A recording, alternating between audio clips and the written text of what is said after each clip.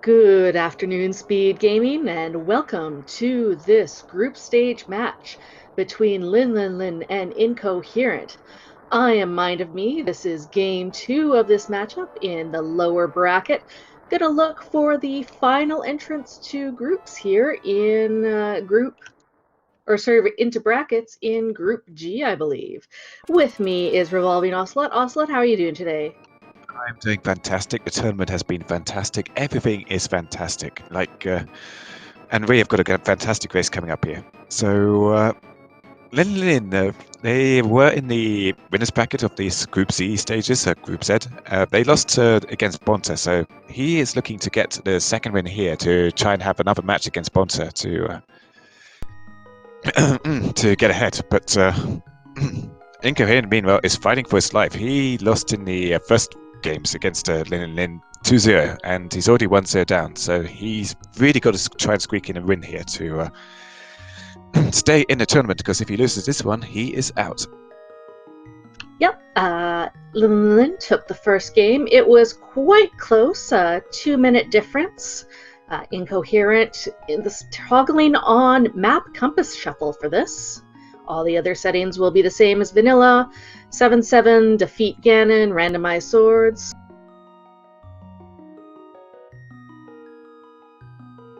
And in the first round match between these two, it was a similar pattern where Linlinlin won game 1. Incoherent had turned on Fast Ganon for this one, decided to turn on Map Compass for this, and we get some nice early bombs in Sanctuary to start out. Yeah, getting bombs so early on, just before we go into Kakariko, especially if you're starting straight away from Sanctuary, it's just so nice. You don't have to worry about your Kakariko checks, you can just get everything done there. You're going to still be needing more bombs if you decide to go South Shore afterwards. So Linlinlin picks up another bomb from the guard there. That's nice. Was that probably setting up for a later tree pull? Incoherent doing the same thing. Our tier 1 is hearts. And as this is Map Compass Shuffle, we're not likely to see a map check anytime soon. It does randomize. You do not know what a dungeon is a map or a crystal until you find its map or beat its dungeon. It looks like more bombs on the Lumberjack ledge, so aggro 1 is not going to be required for that. It doesn't count out aggro entirely though. If you find yourself unable to get into the East Dark World without a hammer, you might well need to do aggro for that. Only 5 20... rupees in... Go ahead. Yeah, 5 rupees in the Thieves' Hut here, and the mushroom spot is a piece of heart.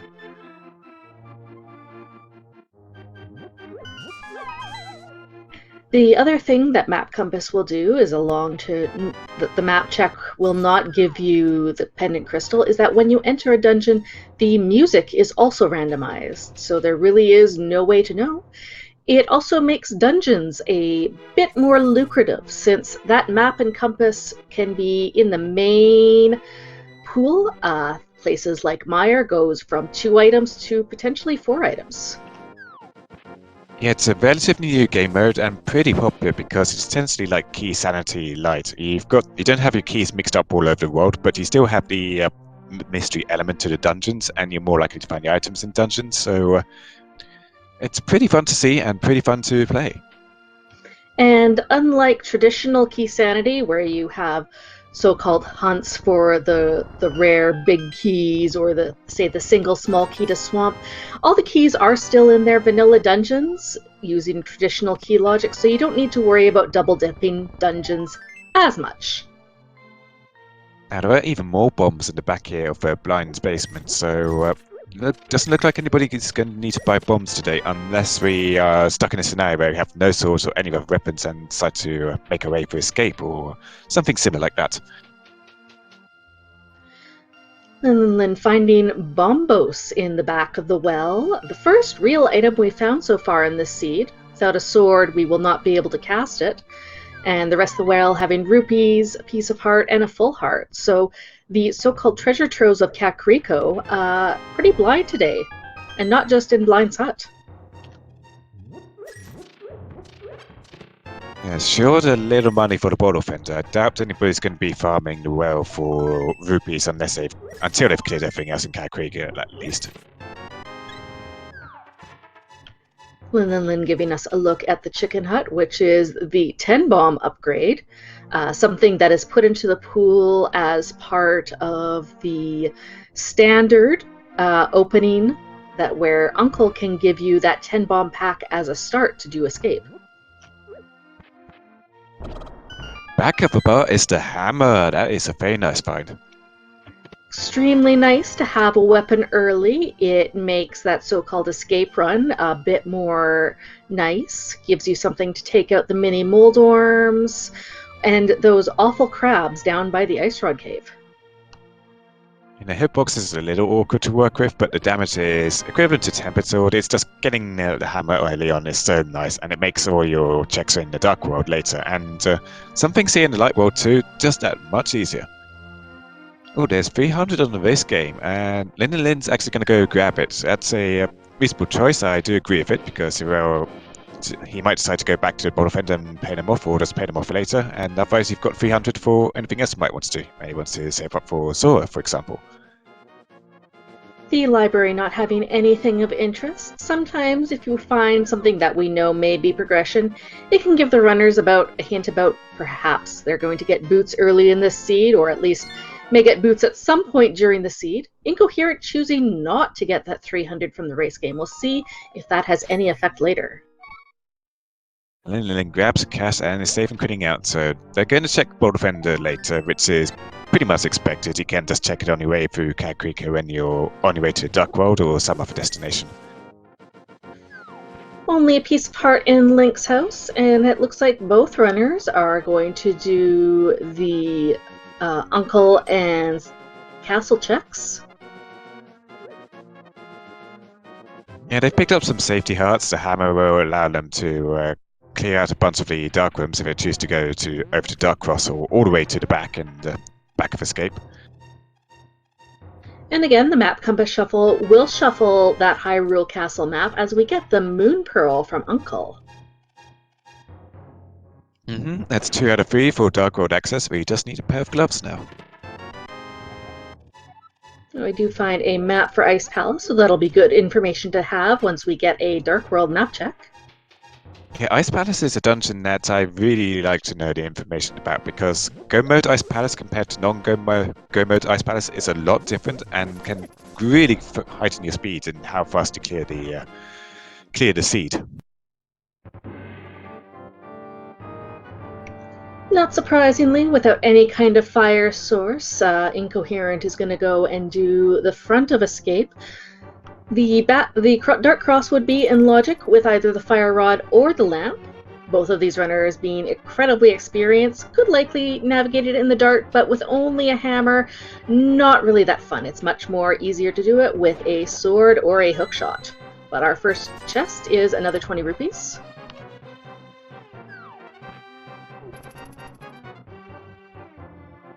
And Incoherent has pulled a little bit ahead here because of skipping that race game. He's also ahead one Lumberjack check, but Linlinlin has got a lot more money, so gonna see how this plays out.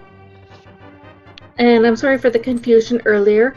I was referring to the round 1 matchup of these two players, referring to the Fast Ganon, where Incoherent chose it for the Game 2 in that match, where Linlinlin took the series 2-all. As Linlinlin is up 1, Incoherent for this match chose Map Compass Shuffle, and we get more bombs from the Bloomerang chest.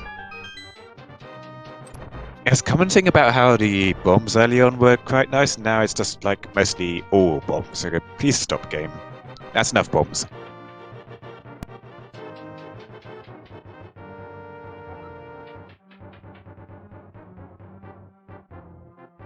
Incoherent sneaks past that guard. Going to be using that for a Death Orb to get back to the front.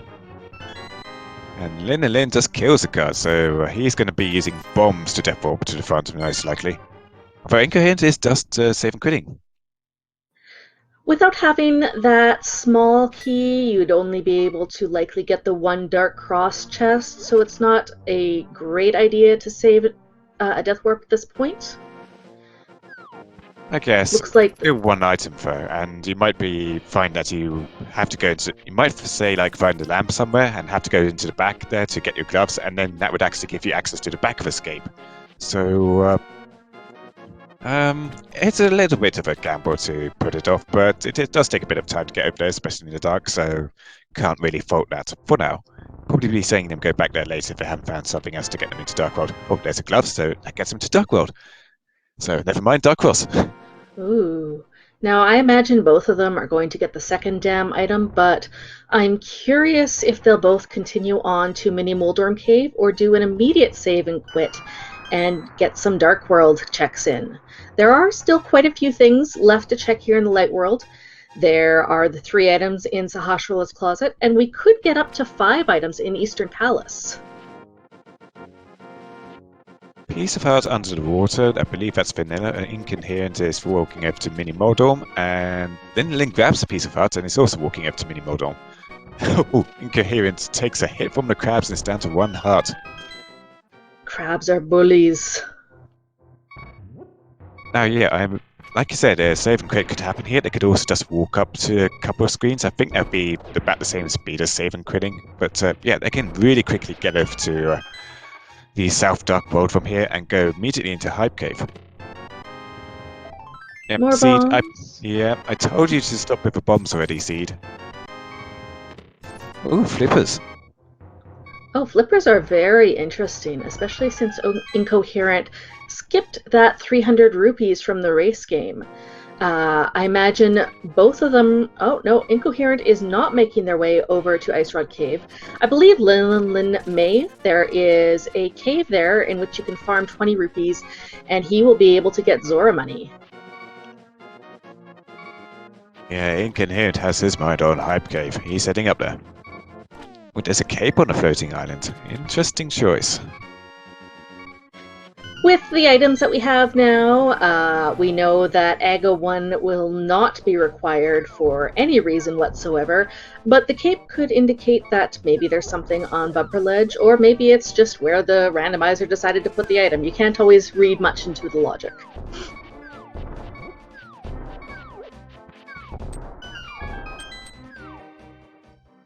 The Hobo offers up a red boomerang, not quite so useful now. We've got the flippers. Red boomerang is gotten quite a lot more popular lately for so-called splash deletion because red boomerang has sparkles. Sparkles equals more sprites, and the more sprites are on screen, the easier it is to perform splash deletion. But it's not going to be relevant today, at least for this. Hype Cave not having much of anything. Get the map for Turtle Rock. We'll see if Incoherent does a map check to see what Turtle Rock and Ice Palace are, but not at this point. Still wants to get what the 5-6 crystals are from the Big Bomb vendor in any form of, dungeon item sanity. We get the information that Tower of Hera and Misery Mire are our 5-6 crystals. Yeah, it's really worth checking out the Big Bomb vendor in Sahasrah in Key Sanity or Map Compass Shuffle because they will give you information that will make some of your map finds no longer necessary. Or if you don't find those maps, then gambles. Use a Ice Rock Cave. Yeah, and looking at Incoherent's map, we had regular crystals on both Turtle Rock and Ice Palace. Linlinlin showing us that our stun prize is yet again more bombs, and we'll be farming this cave in 20 rupee increments to get up to Zora money. Yeah, it's going to take him a bit of time though, because he has to make 4 trips in here to get up to beyond the 500 rupee threshold. Finding yet another medallion on the Pyramid Ledge, that is Ether, 2 so far. With both Misery Mire and Turtle Rock being crystals, we will need at least 1 medallion, and having to prevent the lovely medallion hunt that may happen. Unless, of course, both of them are Quake, but we won't talk about that. And out of other options, Incoherent is making a very long trek here to Catfish. This isn't too bad of a check compared to Pod. It's very likely that he could make all his way through Pod and end up being bow-locked. And he is a little bit short on rupees, as we mentioned before. Yeah, Pod is looking particularly unappealing right now because if you don't find a small key in that first chest, you don't have really any means of getting over to the other side of Pod through the mimics unless you are particularly skilled at mimic clipping, and that's not a skill that everybody has. And then getting some insurance and a nice 100 rupee drop from the Waterfall Cave.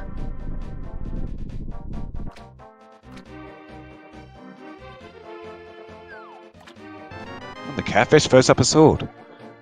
That's a nice find. That gives us some extra, options for damage. It gives us the ability to cast those medallions should they be needed. Fish and legs distributing swords is no basis for a system of government. But it was from a fish, not a strange woman. I mean, have you asked a catfish if it's male or female? I can't say that I'm familiar with catfish biology, but we are getting a back of escape check from Incoherent, that glove coming in handy for it.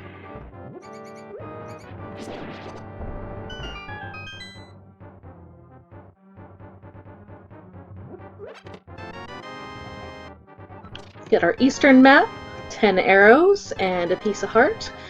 Still no small key, cannot go to check Dark Cross at this time.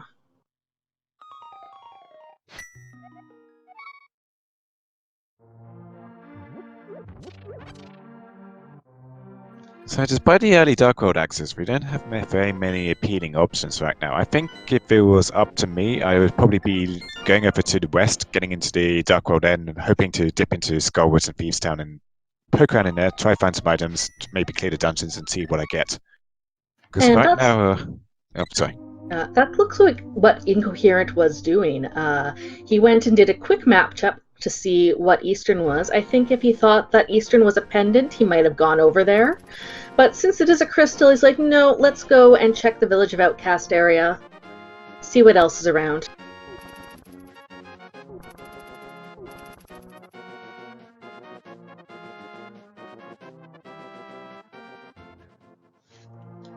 Right now, all of our information is that we have many crystals and 5 dungeons that could be our 3 pendants. And even more bombs from that bottle vendor. Thanks, Guy. I have looted so many bombs at this point that we've got to stop finding bombs eventually, and then we'll just be finding everything that's progress, right? Or maybe it'll just be rupees and hours, because that's how Rando works. There are more bomb packs than you think are really necessary in the pool until you get a seed where you don't find any bombs early.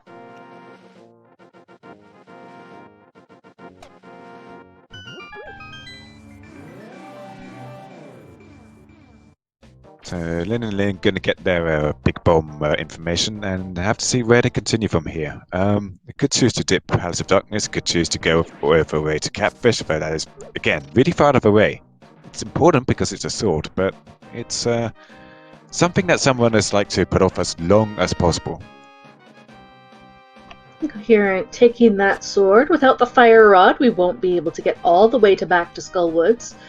But it's somewhat useful to go into this middle part of Skullwoods, do a nice bombos to clear out the Gibdos, and then once you grab the item, you can steal the key from under the skull at the back in order to make navigating the front a little bit more fun. I think in here wants to top up his magic gear. He can do this in the back room, but he's got to be careful about it.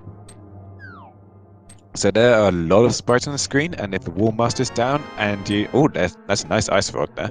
But if there's the Wallmaster's down in this room and you open that pot, you're not going to find a magic file, you're going to find nothing at all.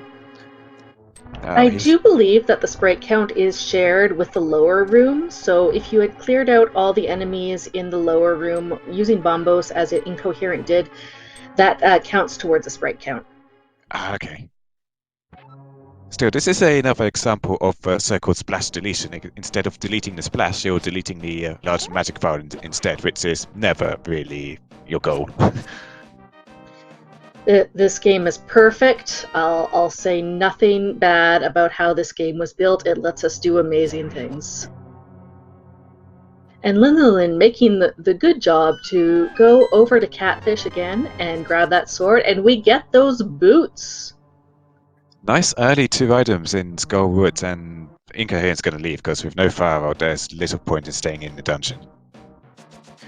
I'm a little bit surprised by this. There are still at least 2 more items to get in Skullwood since this is Map Compass Shuffle.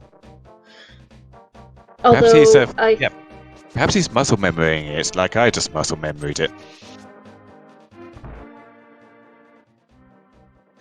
And one of the small keys cannot be on Mothula, but the big key could be on Mothula. So it is likely that 2 of the items, I believe, could be keys, small keys.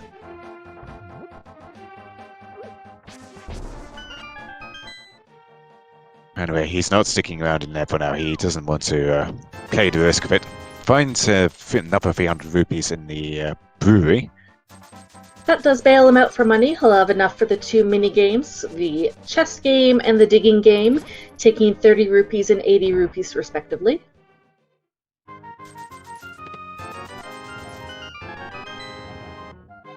And picks up 50 in a chess game for good measure, as well as a map to Swamp Palace.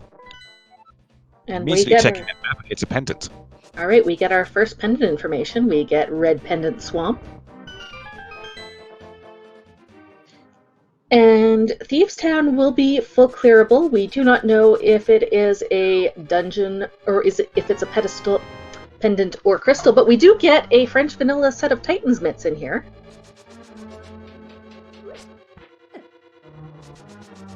So that's most of our Dark World access tools already found. We are going to be needing the flute to get full range of it, but this is a lot available to our runners now. Exactly. All of the lower Dark World is now accessible, with the exception of mirror spots. We do not have a flute to get to the mire area, and it is possible to sequence break up Death Mountain without that lamp or flute, but without the mirror or hook shot, there's not a whole lot of items to be available in there.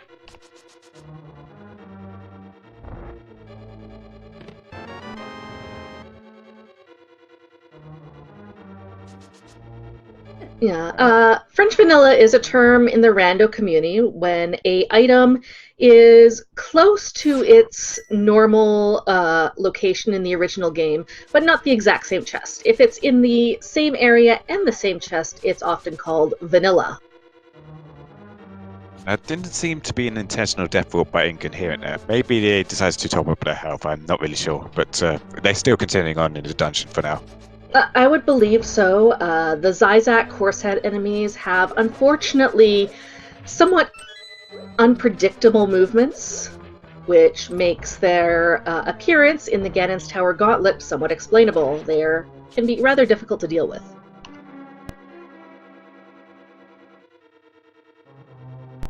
So Linlinlin not choosing to use that Bomber's Medallion, instead foreground the Gibdos and got their Ice Rod, still keeping half of their magic so they didn't go back for the magic value.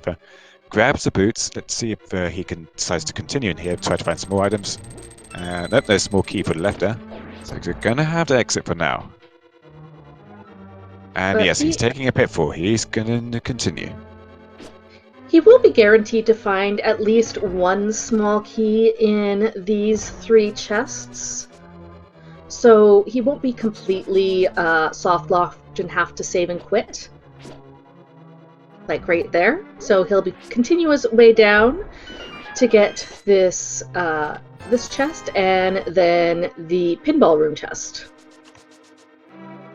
And if there's 2 small keys, this is not likely to be another small key. Not likely, but also not impossible. Oh, that's a big key.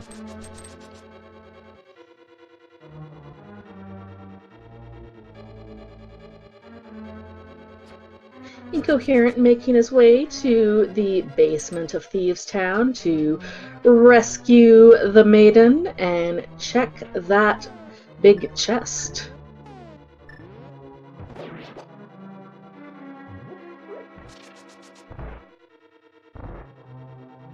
Oh, Linlinlin does not like the look of that mini Moldorm, and the mini Moldorm has just decided to follow him over to the other side of the room and is really impeding his bomb jump, but he's going to hover over instead. When Moldorms are rude, you must hover. Oh, and find yet another map for a dungeon we don't know anything about, so we're going to get a lot of nice information early. I think this may be some of the quickest things where we find our pendants and crystals as soon as possible in any kind of sanity shuffle. There's a map for Thieves' Town in the big chest, so now you can check if the dungeon you have almost cleared, you've cleared 95% of it. You can now finally find out if you leave the dungeon, if it's a pendant or a crystal.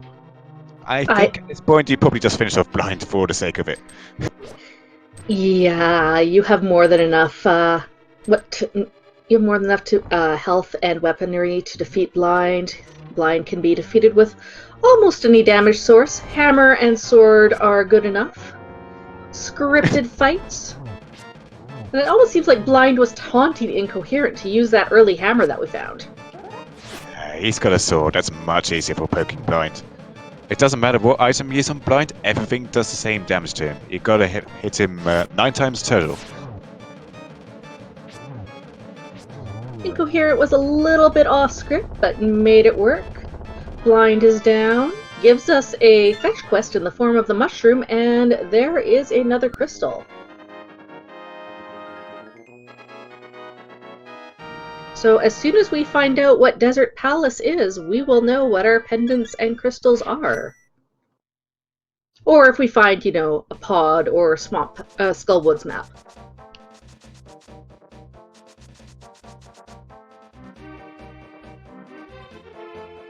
Linlinlin following Incoherent in. It makes perfect sense at this point to do this. It's fully completable, and he knows that there are 6 items in there.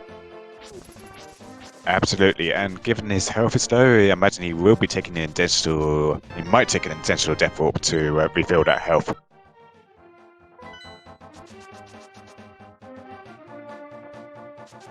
I don't believe that map check gave us any more information. I think that showed us that pod was a crystal, so our last 2 pendants will be Desert Palace and Skullwoods. Ah, yes, pod.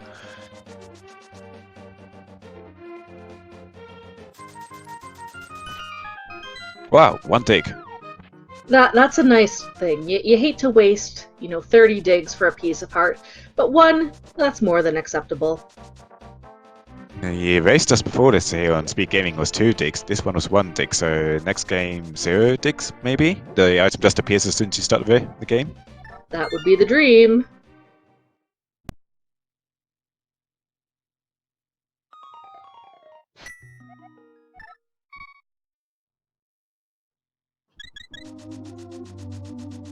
Alright, Incoherent with the Frogsmith in tow. Going to go and check out King's Tomb that the Titan's Mitts and Boots give us. Unfortunately, Titan's Mitts don't really give us that much more. I think that the only other things that... Oh no, wait, we've got Titan's Mitts, we've got Flippers, and we have Bombos. A option after Incoherent turns in the Smith would be to do that Crystal Ice Palace. Yeah, that's kind of really iffy, at least for me, because you don't have too many hearts. You've almost got a full heart row, but you're still on green mail. So Cold Stare is particularly dangerous if you decide to take a hug from one of the Cold Stare puffs. You can get the Cold Stare puffs into the corner with the sword spin, but that sword spin is going to do very little damage since it's just Spider Sword, and you're going to be stuck with the hammer instead. So it's pretty dangerous in there. Incoherent finds some mirror instead, which is going to give him a lot more items to check before going into Ice Palace. So nice item to find. Indeed. The other thing that mirror gives us access to is Swamp Palace. So what would you rather do? Pendant Incompletable Swamp or Crystal Ice Palace? I would take the Ice Palace, but I would probably die a bunch of razor times along the way and be pretty salty about it. The other option is the Eastern Palace area. No one has gone to visit Sahasrara, and there are guaranteed 3 items there, as well as if you do the sequence break the dark rooms, you are guaranteed 5 items in Eastern. So I just want to point out that I just want to point out those blacksmiths gave up the powder, so you can just immediately jump into well here and check that powder.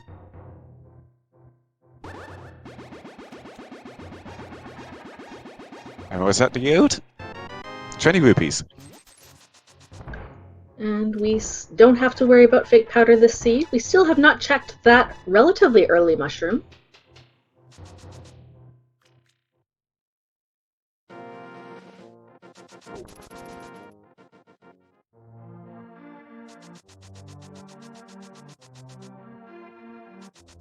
Linlinlin's still on 1.5 hearts, same amount of health that he started the dungeon at, so gotta be careful with blind here. If you take a death on blind, it's not totally bad because it's pretty quick to get back to him, but you do make the script, the so-called script, impossible to follow because he will already start at a point in the room whilst you are at the bottom. There were hearts that Linlinlin could have picked up on the way to rescue the maiden, as well as a heart right before the boss room, but he is 100% confident in this fight. No need for that. Yeah, like the script for blind is so good because if you stay on script, you do not take any damage, and as we saw, Linlinlin took no damage. Perfect kill. And there's that mushroom. Linlinlin gets the crystal.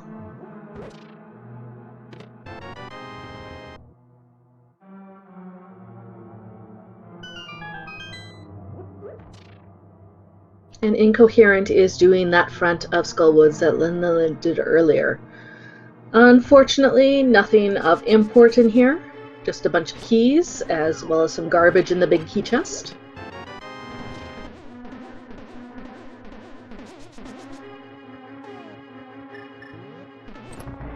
So Linlinlin and Incoherent are equal on dungeons now, and the only checks that Linlinlin has done, that Incoherent has done, are the Zora area checks.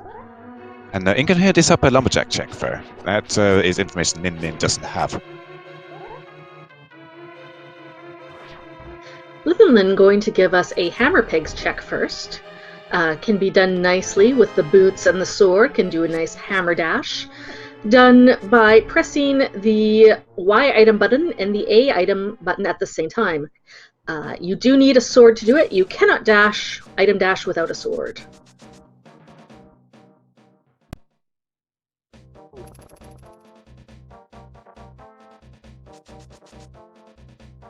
For a whole 20 rupees. Incoherent gonna get that. Sorry. Yeah. Go ahead. Incoherent getting a look at bumper ledge. That cape is not necessary for the bumper ledge. But with that mirror can now continue on over to Graveyard Ledge. He has already cleared out King's Tomb and Bonkrox. No need to check those.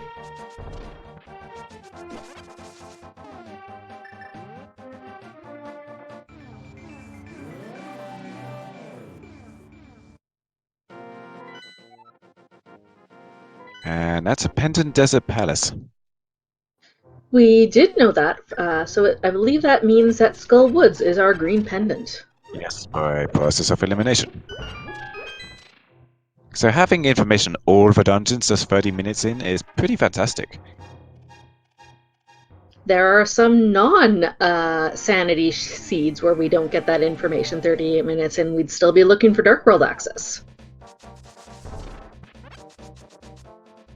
And this is actually only game 2 of this matchup. So Linlinlin is up 1-0.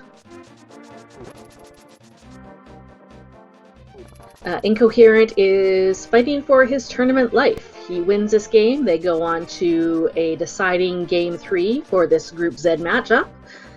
If Linlinlin wins, he will proceed on to the bracket stage.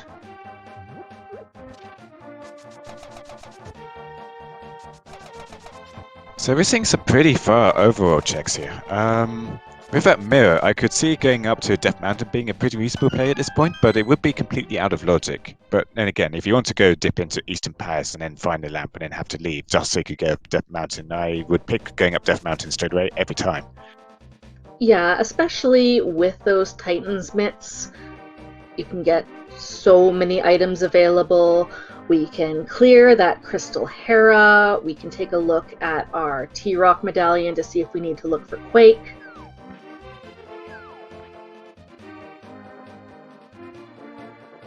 And Incoherent taking the purple chest, going to check the cave south of Grove along the way. And Linlinlin going, now with her boots, is going to check the Lumberjack Ledge to get the knowledge that, no indeed, you can completely ignore Aghanim. And Ocelot, what is that in the cave south of Grove? Looks like a flute to me. So, Incoherent's got a few options here. He could probably go back to the village, activate that flute, and then flute over to outside swamp, and then hand in the purple chest. But he's just going to leave the chest behind and hand it in using the mirror. So this is a interesting glitch. Because he leaves the mirror behind, the chest behind, it doesn't get removed from like the game's data until he starts moving around in the light world. But when you mirror into the light world and you're right by the locksmith, oh, that's a bit far away. Ooh, this is going to work. It's fine as long as you still have invulnerability frames. Okay. The timing for the follower flag to delete is about the same length of time that you have invulnerability frames from the mirror transition. And that completes my explanation. Once you're mirrored into light world, the game still thinks you have the purple chest up until your invincibility frames fade. So you can hand it into the locksmith even though you don't actually have it with you.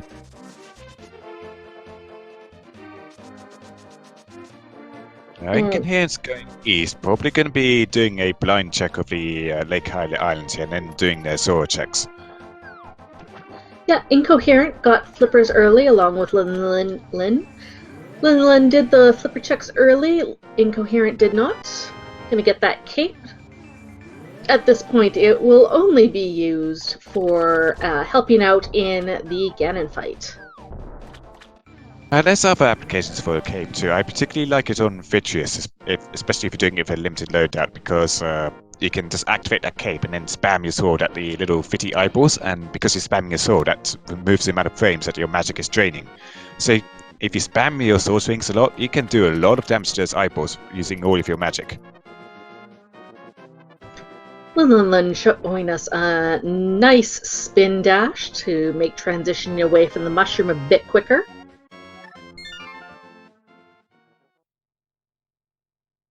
And the most useless map in the game. He should know all the dungeons at this point, so if he sees any more maps, he can probably ignore them. Now, he's jumping across the water, so this looks like he's going to head to Death Mountain from here. And Incoherent is also on his way there, having taken the save and crit to Sanctuary. Or nope, he's going to the village instead. He's going to activate his flute.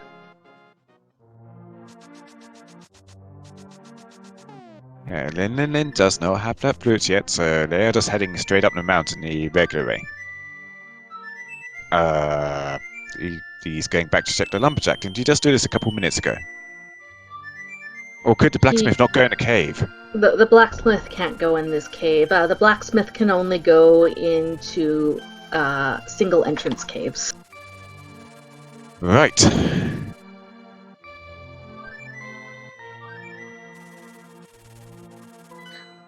There was conversation chat about how the cape puts Spike Cave into logic.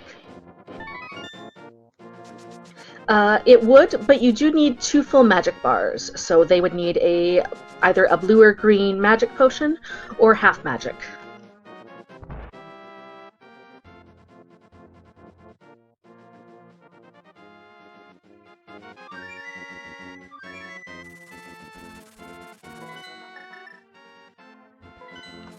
Incoherent is still not heading up the mountain. They're going to flute to desert instead. See that there's a book on the ledge, so there's going to be no desert access without the mirror. Luckily for Incoherent, he already has Mitts and Mirror, so he can get in there, if he wants to. And we'll get our information about the Meyer Medallion. See if it's one of the 2 we already have, or if it is Quake.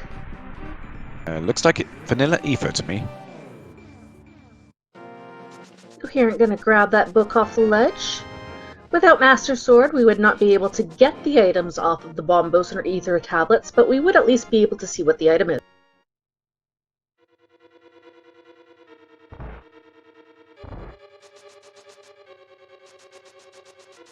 And Linlinlin, not having that cape, although he knows where it is not even going to dare risking Spike Cave.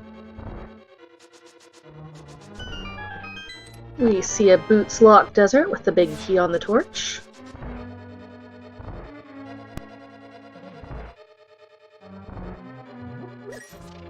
Blue Mail in the basement of Hera, definitely worth picking up for this a couple of seconds it takes.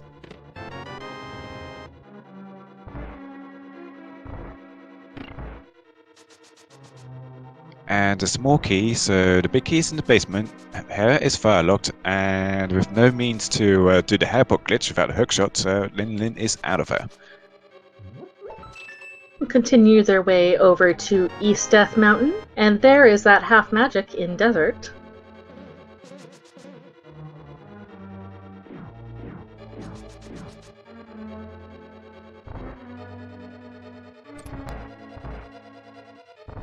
And we'll get our information about the Turtle Rock Medallion.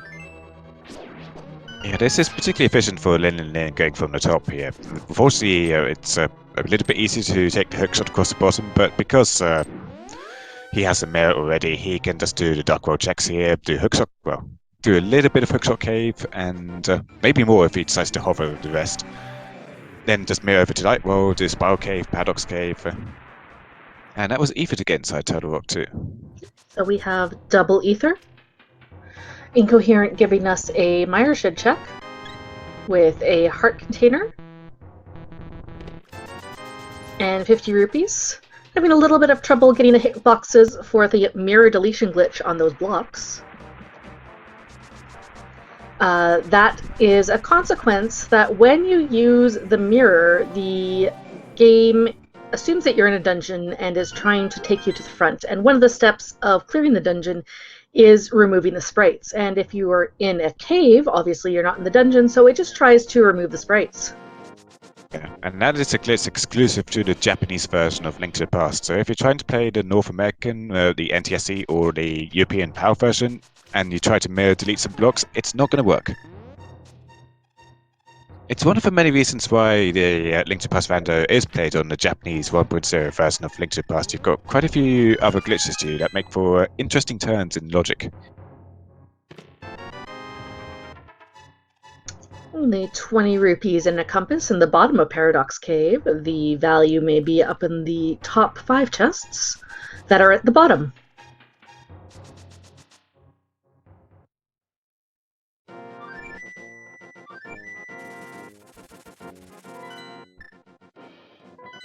We get There's a that lamp. lamp. Another And 300 a bird, rupees. that's handy. Very handy. So there's all of your Eastern Palace logic right there in Paradox Cave. As well as pod. So that is one of 2 bows that could be found in this seed. The other one could be in the remaining Dark Death Mountain checks. And actually from here, Linlinlin, they won't be able to do Hookshot Cave without a bunch of hopping, so imagine they did do Paradox Cave first, hoping to find Hookshot to make that easier. But they can actually go back into Tower of Hera and just finish that off now. There is one check that Linlinlin would be able to do in Hookshot Cave that is 100% in logic, which is bonking to the first rock. Yes. But Linlinlin definitely knows how to hover, so maybe seeing some more in there.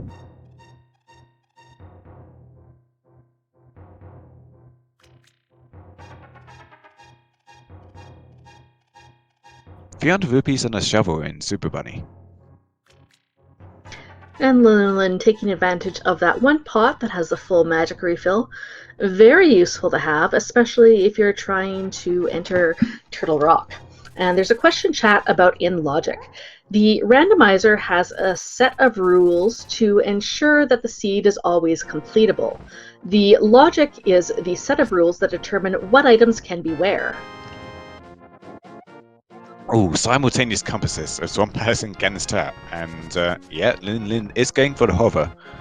So this is relying on a certain glitchy bit of the game where, as long as you've got your dash going, the game doesn't really make you fall down, but it's so hard to pull off, and I could never hope to pull it off with my clumsy fingers. It requires a lot of rhythm and stamina in order to hover consistently. Excellent hovers for Linlinlin pulls off all those hovers in one try. For, unfortunately, a whole bunch of nothing. But that is incredibly difficult.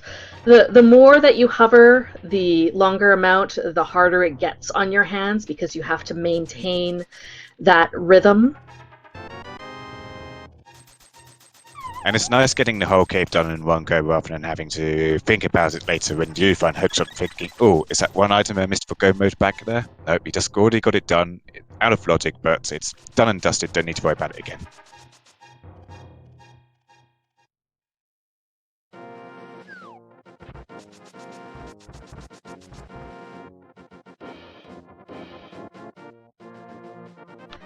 Linlinlin choosing to do the tile room the aka intended way. If you trigger the switch while you're standing on the crystal blocks, you have invulnerability frames and the blocks won't hurt you. You can just stand there until the tile room has completed its pattern and take no damage.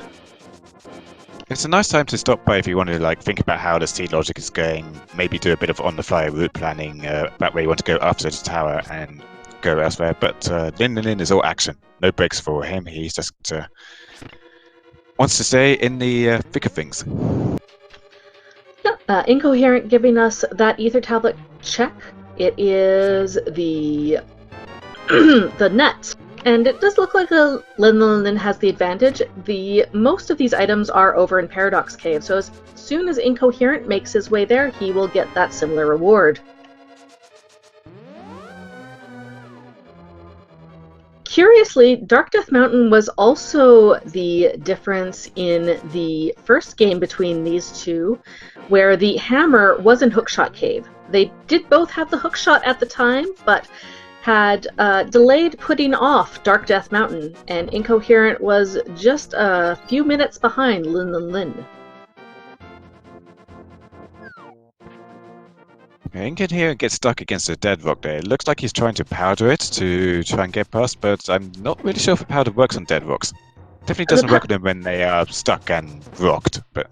The powder does work on dead rocks as long as, yes, they're not in that frozen form. They turn into gloopy yellow enemies that you can then kill. It does the same thing as the Quake Medallion as long as, again, the dead rocks are not frozen.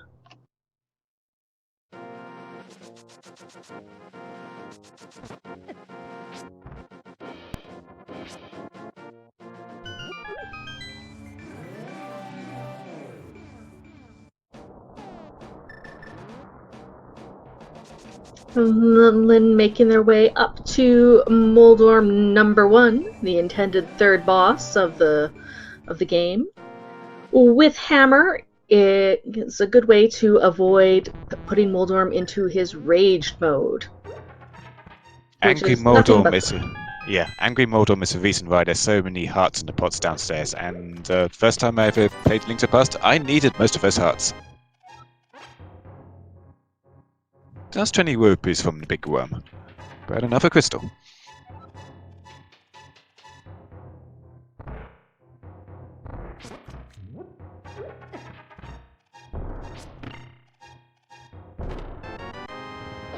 So I can hear him grabbing that lamp and bow here. Probably going to go straight back to Tower Hag as well. Linlinlin, now with that bow and lamp, I imagine may do an Eastern Pod combo.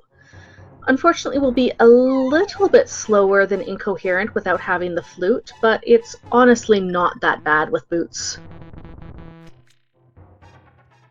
Yeah, the time difference between going up to Pod and Eastern without the flute, you've got to go to the West Dark World portal here, but at the same time, if you want to check out Shahaswarala, it comes out to roughly the same. And given that Linlinlin hasn't checked out Shahaswarala yet, that's probably on the plan. So yeah, it's a little bit quicker if you can go to it from the east, because you can just go into the maze. Well, if you're in the Dark World and you can mirror to Light World, you can just go into the maze and mirror there. But if you're stuck in the Light World and going to Eastern, then it's roughly the same. So he does go back to get that cape. It's really not a bad choice getting that cape, even though you know you don't need it, because it helps a lot on certain bosses, like as mentioned, Vitreous and Ganon. And it also gets you through Spike Cave later if you decide to go back there.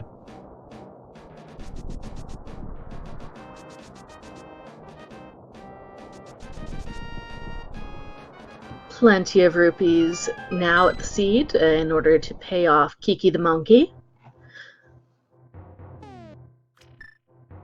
in here and also going into Hookshot Cave here. Probably not going to hover the gaps. It is not a trivial skill hovering. And yeah, that's their compass, and they're out. This doesn't burn them in any way, because there's nothing really in there that Lin found. And there's a piece of heart, some bombs, and 20 rupees. So an early Sahasrahla would not have paid out this seed.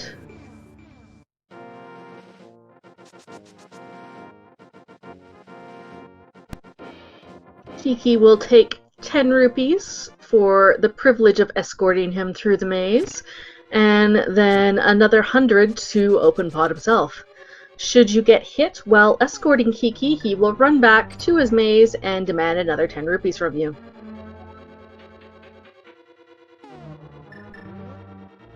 And what does a monkey even need money for in the first place? Banana stalks.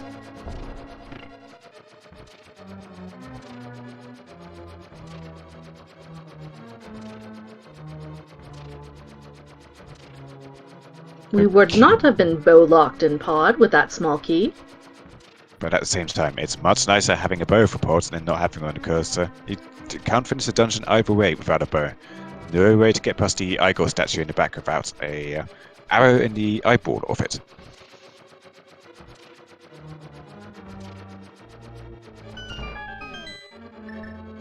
Accidentally throws a bomb into the abyss, and then there's another one over to break the wall, and here comes the wall hovering. This is probably one of the hardest ones in the game, because you've got to change directions midway and clip through that barrier. And Linlinlin wisely decides to give up after one try. That's the thing. There's always a lot of discussion about, how much hovering can break the game, but there's only a few specific instances where it can actually save time. And as you can say, falling down, it can lose you a lot of time too.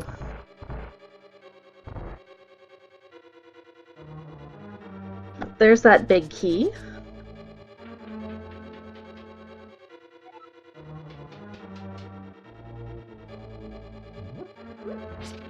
And with the bow, Linlinlin is going over to the bow side.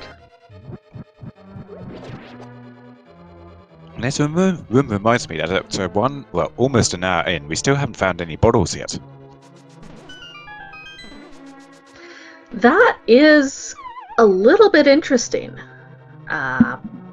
Lots of things that bottle can have. We're still looking, of course, for the hookshot, the fire rod, the cane of Samaria, as well as a second sword. Well, that second sword just popped up in the big key chest. Useful. And Linlin's going straight to the boss here. He's got the keys for it, so quite reasonable choice to make. He can just clear the boss, get a crystal, and then decide to go back in for items. Still quite a lot of items we still need for go mode, so I'm pretty certain that they will go back in for items. It is a bit quicker, rather than having to traverse the hard hat beetle room and toggle the switches again. Yeah, that beetle room is annoying. If you can pull off a hammer jump to get to the big chest on the left side, you can sort of do a circuitous route around and just go back out through the harmless hallway. But doing it this way, you only have to put up with the beetles once. And yes, there's a question in chat. The net is on the ether tablet.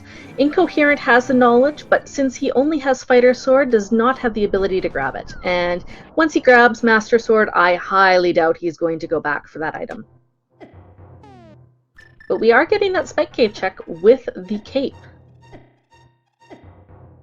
Yeah, with half magic and cape, this is fully logic for Incoherent. So this could have something. Or it could have 3 bombs, because we haven't seen enough of those yet. Linlinlin going through the terrapins on his way to Helmasaur King. 17 whacks with the hammer to take the mask off. Can be a little bit safer if you're holding your sword out in a charged spin, but much faster if you just know the hitbox and whack Helmasaur as quickly as possible. And incoherence is on his way to pod now, making use of that flute to get a little bit of advantage here. Still got quite a bit to catch up though to truly stay up with crystals with Linlinlin, but he has that flute. That's a pretty isolated check for Lin. They have to go back to Cave 45, or also known as Cave South of Grove, to get that mirror. And I don't think he's done the graveyard nets yet, so he could decide to do that in with general mirror checks. We already saw him go back to grab the cape, so maybe they will decide to do that after Eastern Passapod. Just have to wait and see.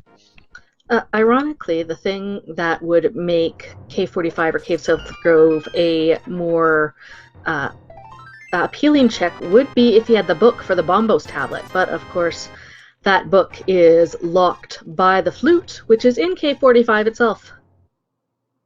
Yeah, quite unfortunate. So hopefully for Lin's sake, they do not last location that flute, because that could certainly sting a bit. It's a lot more mobility for incoherent, and it's allowing him to catch up time here.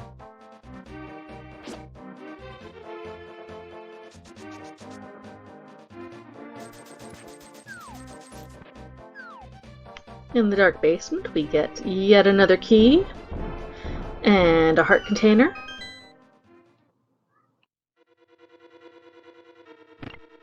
And at this point, Linlinlin knows that there is the silver arrows. Interesting. Very interesting. So he could have dived in here with just a... He knows that there's an item in that. But that means he could have just dived into Paths of Darkness with a hammer and full cleared the entire thing straight away.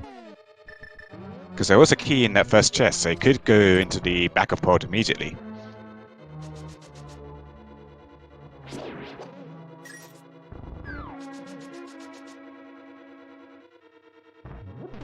So those supers are particularly nice to have given that me on Master Sword now, because it means we've got everything we need to kill Ganon now. Master Sword is still not ideal for Ganon. You really want Tempered Sword so you can just swipe at him rather than do lots and lots of spins for the first phases, but it makes the longest phase so much faster. And we do get our first bottle in the bottom of the Dark Maze, as Linlinlin mirrors, and we get our first look at Eastern Palace. And that is a convenient bottle, because Sick Kids is unchecked until now. So that is a... If Linlinlin decides to go check out K45, they could root in Sick Kid at the same time. The mirror makes this all much easier to handle.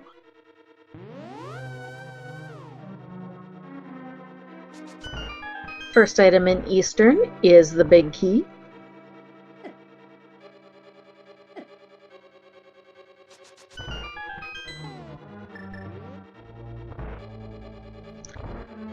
Then after that, I would say a logical thing for Linlinlin to do would probably go to Ice Palace. You'd much rather do and clear required dungeons opposed to doing disparate overworld checks. Ice Palace is looking a lot more appealing now that you've got a little bit of extra defenses and heart containers, and you've also got a Master Sword to help you out.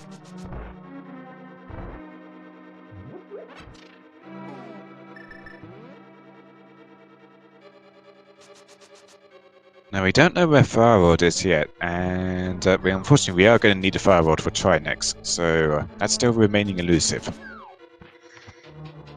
And Fire Rod is also something that would put that green pendant Skull Woods in logic, so we really can't say anything about where the remaining items are in this seed.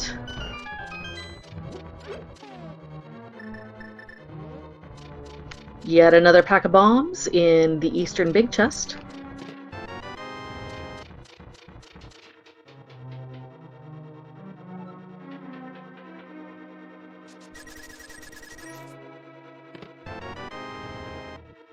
Incoherent is choosing to do the back of pod first before Helmasaur, so he's going to have silver arrows for the Helmasaur King. That will speed up his kills slightly.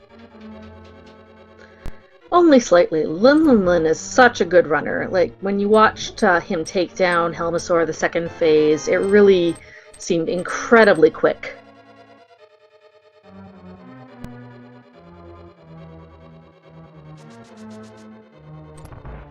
Okay, at this point I really have got to do a tally of how many bombs are in the Link to the Past Vando seed.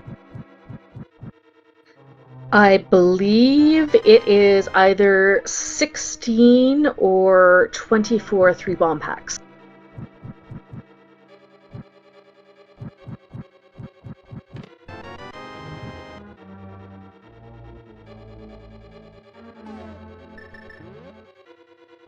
Again, it's so much that it seems like there's not enough early game and way too many late game.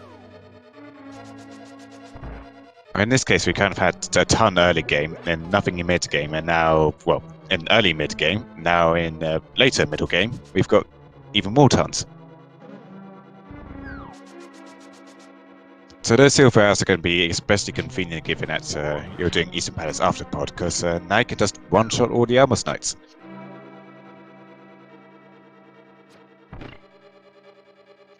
Kind of just Lynn does a few sword swipes at them to try and get them to wake up faster. There's a tempered sword. All right, tempered sword, silver arrows. That is probably one of the ideal sets of weapons that we can have at this point in the seed. It will make the remaining bosses relatively easy and quick.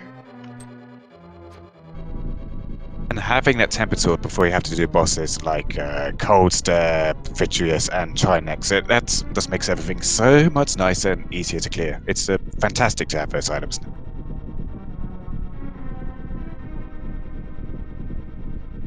So, Linlinlin already equipping that bombers, they are raring to do Ice Palace. 100% ready for Ice Palace.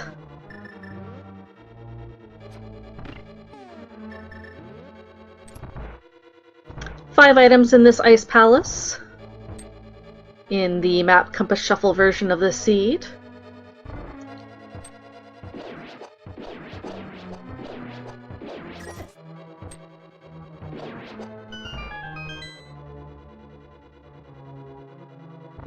No hookshot though. Although, as we've seen for Linlinlin, that is not an option with either, or not an obstacle, I should say. Yeah, hookshot can sometimes be logically required for Ice Palace. The Ice Palace generally doesn't expect you to do the bomb jump across the crystal blocks. So if you need to make a sort of like a full circuit around the whole palace like you would do in vanilla, then you might need a hookshot logically.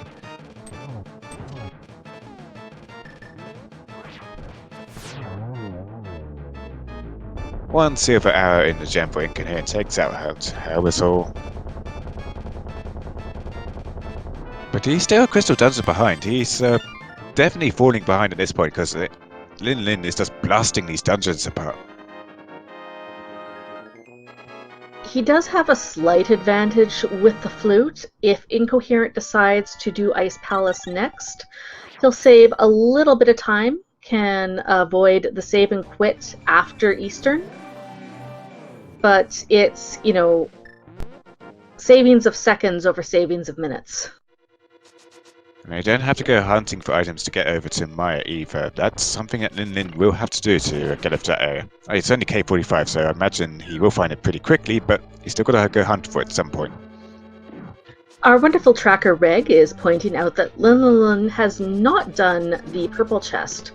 So once he completes Ice Palace and is going to be, you know, stuck for crystal dungeons, he may choose to do that purple chest and combine it with the shovel and K45 at that point.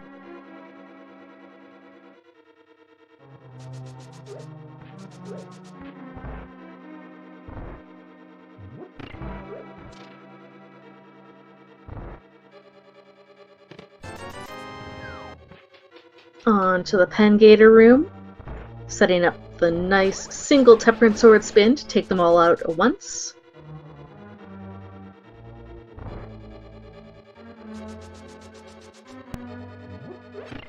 And choosing to take a fall immediately into the large ice room. He's Now, this right. This would logically require the hook shot, but as Lynn is going to demonstrate, I believe he's going to do the bomb jump setup. I don't think that this looks like a hover setup. With the Baris in the way, hovering can be a little bit dangerous. Yeah, and it takes ages to clear those jellyfish and the Baris out of the way, so easy to do a bomb jump. It's a not lesser too bad. known bomb jump compared. Yeah.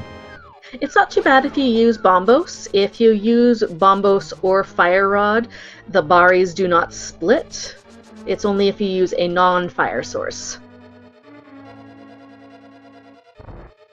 And it's also one of the lesser known bomb jumps in Ice Palace, but if you're going in without a hookshot, it's definitely worth the time to learn, just in case you do need it. But I think one of the keys to Rando is, like, if you really want to get ahead in Rando, then you want to be doing that bomb jump across the crystals blocks every time.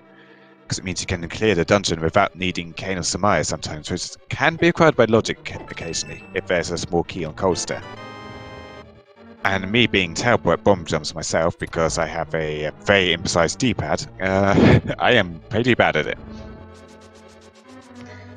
Whether or not to do the bomb jump kind of a little bit depends if you need to full clear Ice Palace or not.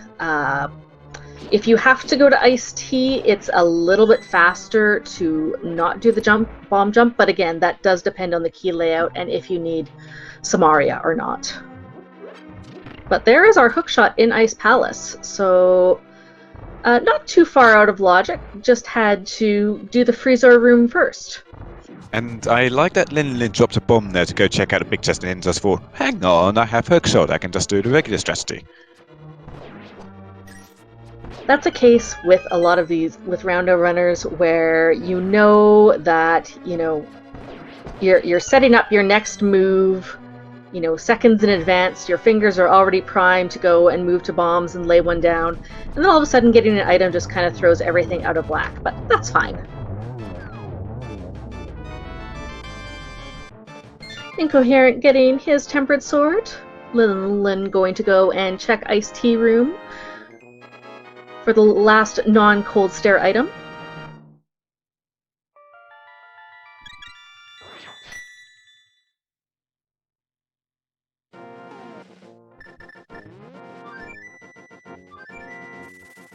Smoky.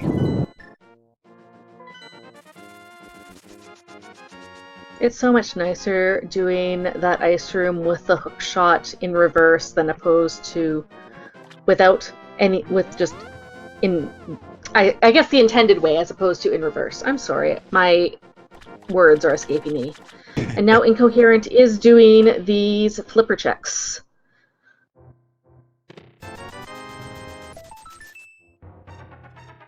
Yeah, not choosing to go into Ice Palace immediately. I'm guessing he feels like he wants an additional safety. Can't really fault that, and it's stuff he hasn't done yet. He knows he needs a lot more items for go mode, so he's probably thinking he'd have to do this after Ice Palace, might as well just get it done before.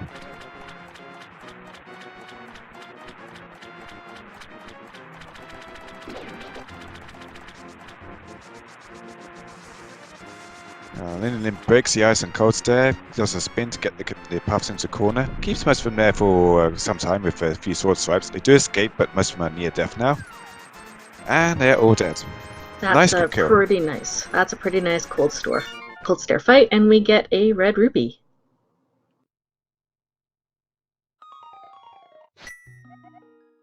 Now with that hookshot, Linlinlin has already completed Hookshot Cave, so no reason to go back up Death Mountain. Does have the option of going into Pendant Swamp Palace as opposed to the overworld checks.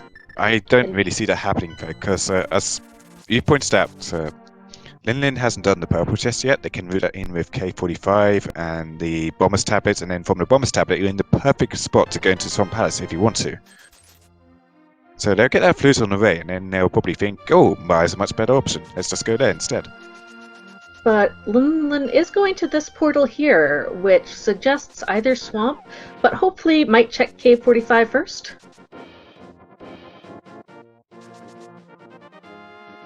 Ooh, heading south. Better head west to that left rock. Oh dear, heading south. Okay, so this is looking like a swamp clear first. Oh dear. Incoherent turned in that bottle, only got a red 20, and our shovel check is a piece of heart. The swamp does have 8 items in this mode. It's absolutely the most dense area left in the game for Linlinlin. And I did forget that Linlinlin does not have the book, because that of course was flute locked. in the Mire Shed. Well, not Mire Shed, the Desert Ledge. Yes.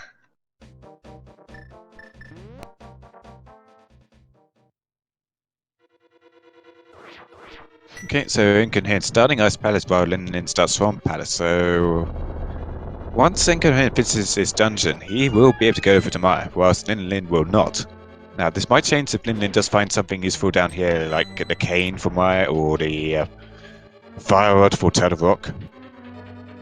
Or indeed the cane for Turtle Rock too. So yeah, it's kind of hinging on where that cane is now. Yeah, I would say if Linlinlin can find both Fire Rod and Cane in here, I mean, number one, since those are the two items that we require as viewers for no mode, that's really fantastic. He would be able to full clear Turtle Rock, but only finding one of them is not necessarily a great sign, since it would imply the other one may be locked behind the flute in the Mire area.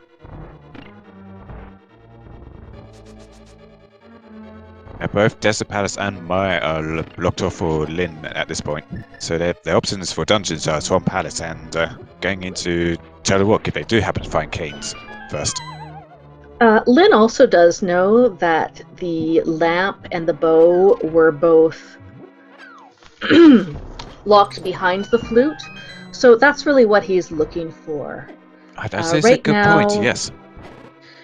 Right now, everything in Swamp Palace, everything in there, the hook shot that he got from Ice Palace, the flippers from the start of the game, the hammer from the tavern, and the mirror from Bonk Rocks, none of those were locked behind the bow or the lamp. Looks like Incoherent here is struggling with the bomb jump on Ice Palace. Okay, gets across this time.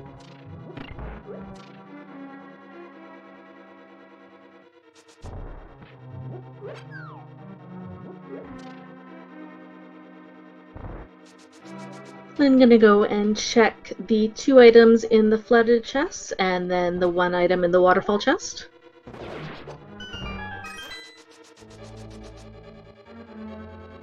If it's planning to do a full clear of Swamp for items, it is a little faster to go to left side first before going to Arcus, but Lin's just going to Arcus first, hoping to get the items and then not have to do left side, or maybe just put off left side forever and just go do something else more interesting. Both options I have seen played. There's a Fire Rod. Ooh, Fire Rod is interesting. So that doesn't do too much right now because we don't have a cane to make use of the Fire Rod, really. So that only opens up a Morphula and a Green Pendant. There are 2 items in the back of Skull Woods that are fire locked, as well as that last item on the Green Pendant.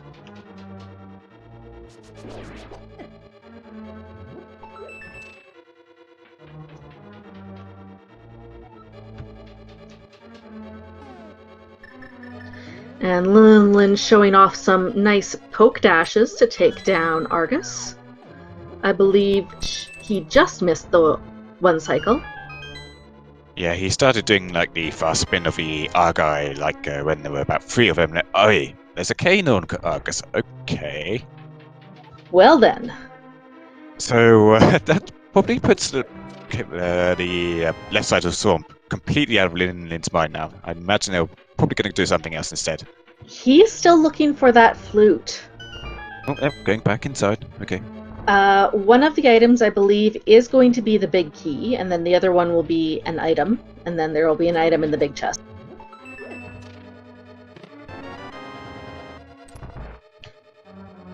Although I imagine once Linlinlin finishes with these 3 checks, unless the big key locks itself, he will follow it up with the cave south of Grove, since this would be the most convenient place to check it. I might be a bit biased against Left Eye Swamp because I've seen a lot of runners skip it lately, and it has burnt some runners and not burnt other runners. But it's just a play I've seen quite a lot recently. And yeah, as we mentioned before, Linlinlin does know that his access to Death Mountain had to be the flute, since he found the lamp on Death Mountain. Will not be doing anything that is locked logically locked by the lamp in search for the flute.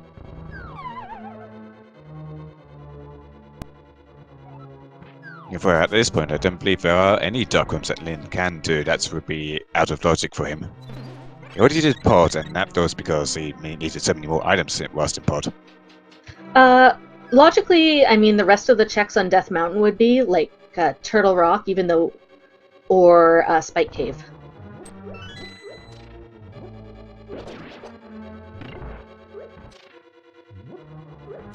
And if Incoherent wins this match, I do not believe that Game 3 has been scheduled at this time.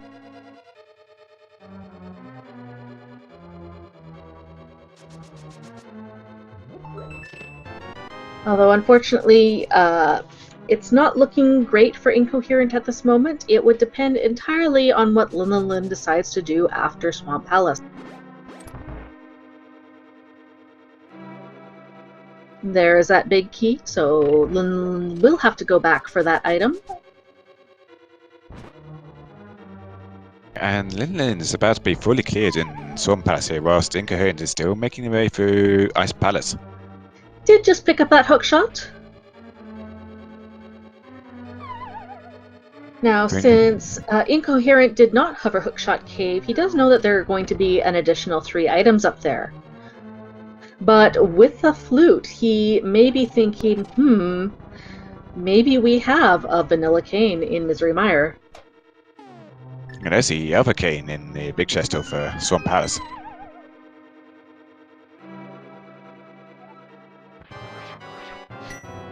And yes, this will be a Cave South of Grove check for Linlinlin. Is very shortly going to be picking up his flute and will be in go mode for this game 2.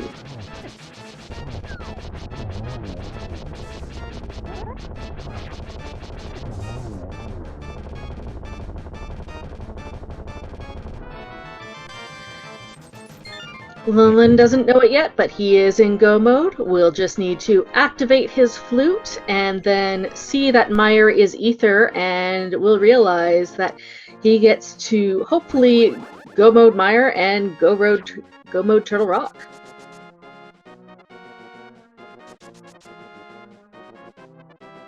And this is really unfortunate for Incoherent, because even if he does the correct thing now and just go straight to Swamp, straight to Argus, not to worry about left side and get his cane and Fire Rod, he's still going to be pretty significantly behind at this point. And it's mostly just down to slightly better execution and slightly better routing on Linlinlin's part.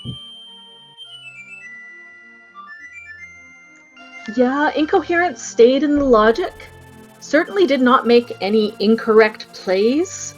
Yeah, he hasn't played the seed badly at all, by no means. It's just that it's not quite as good. He didn't quite do the sequence breaks that Lin did, and that's really paid off for Lin here.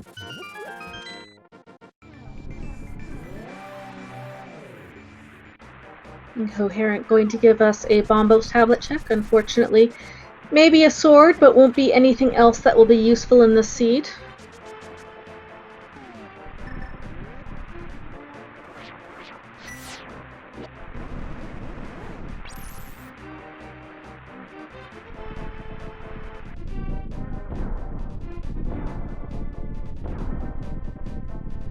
But Incoherent is going back into the Dark World. This looks like a Swamp Palace play rather than diving Caneless Mire or Fire Rodless Turtle Rock, which it would be impossible with a cane, I'm sorry. Yeah, having done the purple chest much earlier, like I mentioned before, if you wanted to dip into Swamp, then routing in the Bombers tablet first is pretty ideal, because you can just take Mirror Portal to the tablet and mirror back and just dash over a bit to the east to get into Swamp. So he's going to be in go mode shortly, but he's going to be several minutes behind Lin at this point, unfortunately for him. Yeah, Lin is hoping for a God Mire, where the big key is in one of these 2 first chests.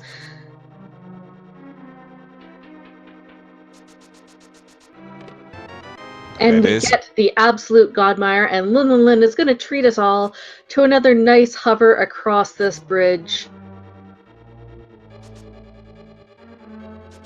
Gets it.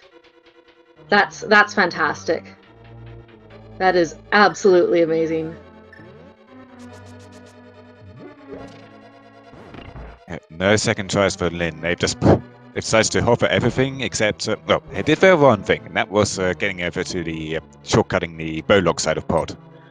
But that is by far the most difficult one, and I don't think I've ever, well, I've only seen one person ever successfully pull it off, and even then it took them a few tries. Didn't need to hit the switch in room 1 since we had a Godmire. Set it up the spooky action for room 2 to hit that switch. And we'll fire the fire rod at this torch for number 3.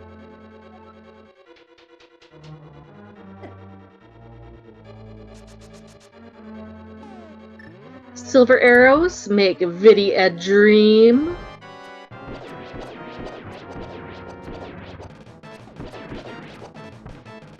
Will he get the 1 cycle? I believe yes. he did. Didn't miss 1 arrow, but didn't matter. And that, Speed Gaming fans, is in fact the fastest mire you could possibly see. The only way it could have been faster is if Linlinlin had sword beams going into Mire 2, but you know what? At this point, everything is fast.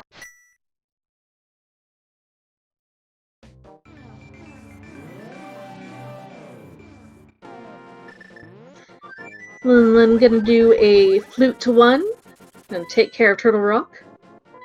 Incoherent is in Swamp, gonna be picking up his Fire Rod and Cane of Samaria soon. Once he picks up that Cane of Samaria, he will be in go mode.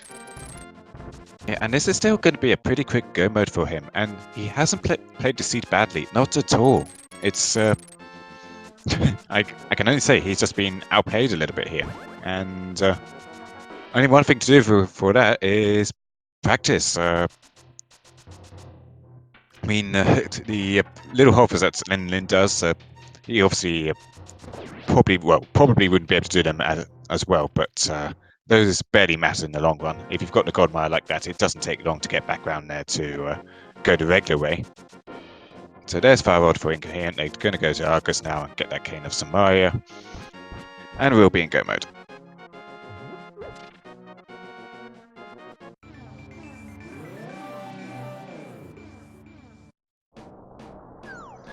Linlinlin had already opened up Turtle Rock earlier. Gonna go right in here. Ideally, we will find 2 small keys and a big key in these front 3 chests.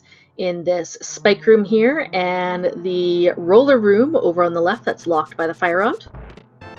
Incoherent also was showing off the dash poke strats. Didn't quite get the 1 cycle, but we'll set up the silver arrow for the quick kill on Argus. Oh no. Argus, please. He's kind of bouncing around the room a bit. There we go. Yeah, 2 tempered spins will take out Argus as well, so it's not entirely bad to be taking it out without the silver arrows if you have a tempered sword. And that is go mode for Incoherent. Is a incredibly fast Godmire behind and a climb up Turtle Rock. Climb up Death Mountain to Turtle.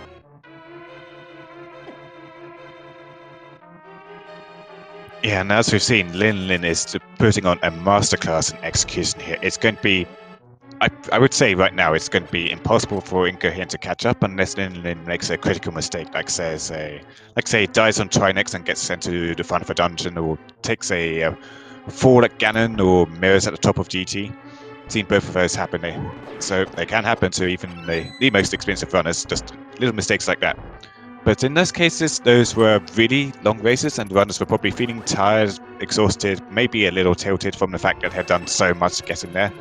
But Linlinlin has had a fast race so far with progression all the way through. They're probably feeling really good about this race, and I doubt they're going to be making any of those kinds of mistakes. I just wanted to call out that Chain Chomp room by Linlinlin. Had them a little bit off script and didn't even take a single heart of damage. He will be stealing the key from the Pokey here.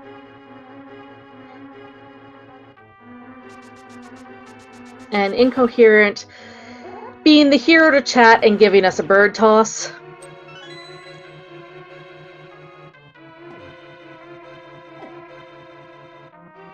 That was a extremely weird bunny sprite. Now, that Linlinlin sprite is the girl from Secret of Mana, but I have no idea what that bunny sprite was. It was like her entire face turned into some kind of weird dreadlocked afro kind of hybrid monstrosity. It's a barrel. A Got a barrel? barrel on her head. A barrel. A wooden barrel. Sounds like I need to play Secret of Mana sometime.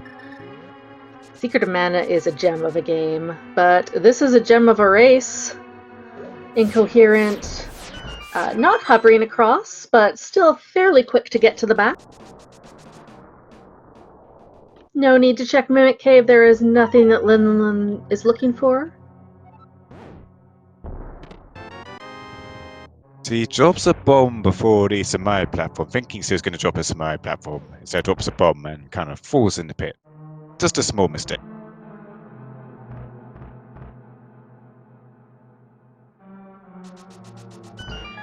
With 2 keys in hand, Linlinlin will be able to skip this chest as well as all of Laser Bridge and go straight to Trinex.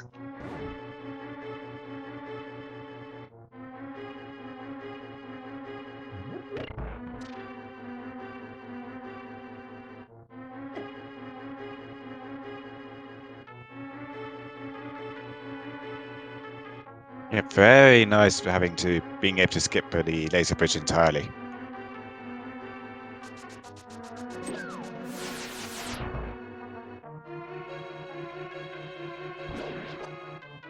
And there's not anything possible that Lin could want on the laser bridge. Could use half magic, but we know it's not there, obviously, because Incoherent already has it. And Butter Sword is really just kind of a luxury for Trinex and pretty much strictly unnecessary for Ganon. So nothing that we could help out there, and going to there would be a complete waste of time, so real nice to be able to skip it completely. Linlinlin not going for backdoor strats on Trinex, taking care of it from the front. Unfortunately, does not manage to avoid the ice on the floor. I don't think I've ever seen a brief ice like that completely vertically. Like, that is a solid vertical line.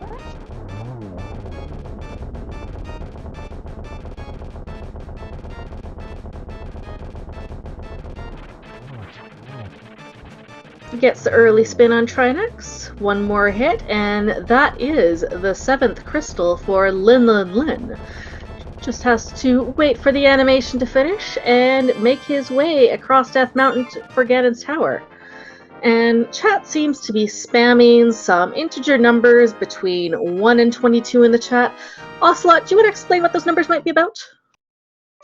It's definitely not blue balls, because we're not seeing Aga 1 in this seed, and people are guessing red by 15 anyway, so I reckon it's going to be the Ganon's Tower Big Key guessing game.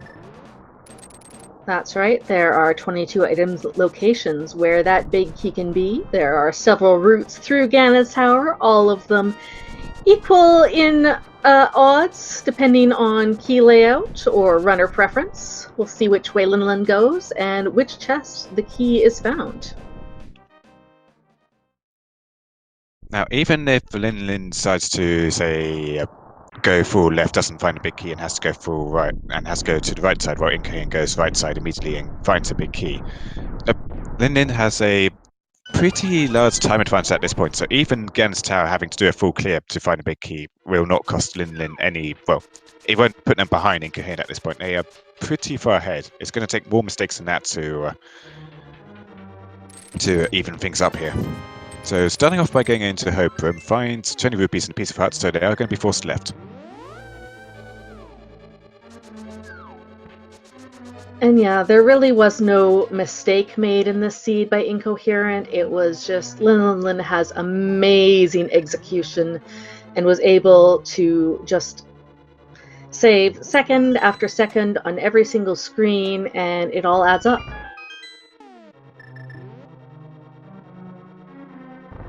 And just an example, look how quick Lin's menuing. Just goes straight to the item with barely any time on the menu at all. Knows where the items are. Time spent menuing can be a significant Sorry, gobbling my English too.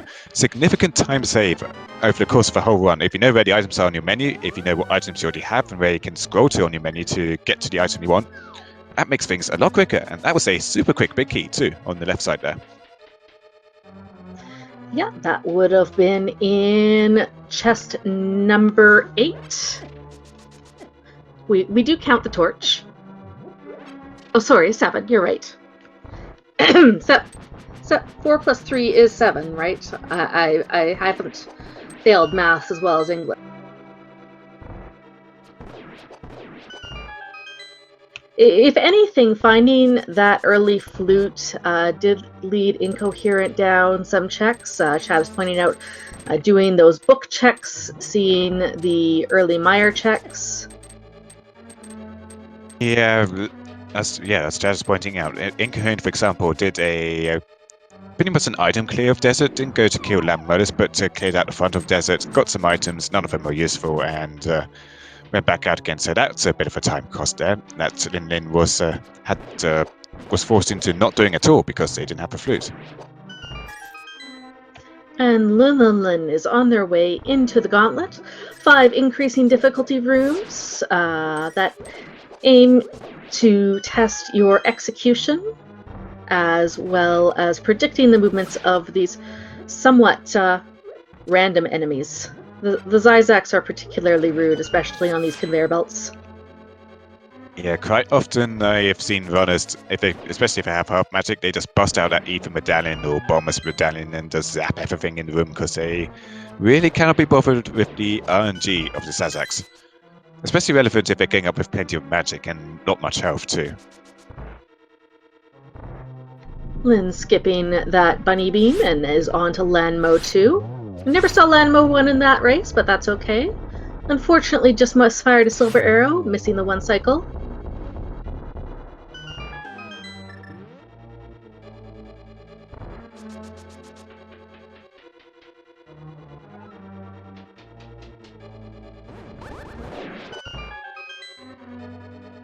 Gets the Wizaro broom.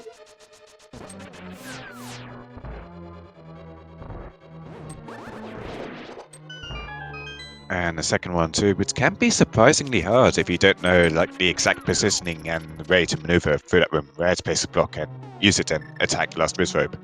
Those conveyor belts can vary off very easily. Linlinlin going for lamp strats in this room with a single fire rod for the bottom one. Yeah, it makes sense. He's going to be wanting to preserve his magic for Ganon at this point because no half magic, obviously. And they're probably going to be throwing in a powder on the anti-fairy and bunny beam combo at the top too. 3 small keys, no need to kill the mini Helma for that room.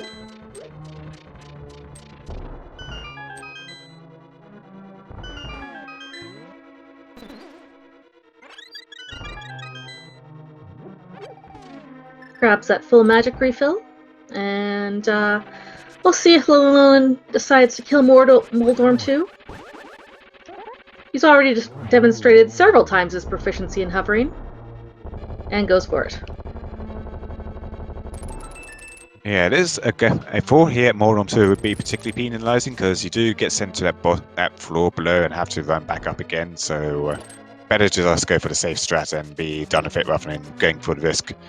Especially when you know you're at the end of the race and the other runner hasn't finished yet, but they could be right on your heels. It's better to take the slightly safer play, even if it's a little bit slower, than taking the risky play that could potentially, if you, especially if it's a difficult one like hovering, penalise you so much more if you fail it. I believe that was a triple hit on Aga, on the first Aga, but then a 0 on the second cycle. Yeah, the second of projectiles weren't that good, and there was a blue ball thrown into. There we go. And then another 2 on the final cycle. And with that, Linlinlin is going on to fight the big pig.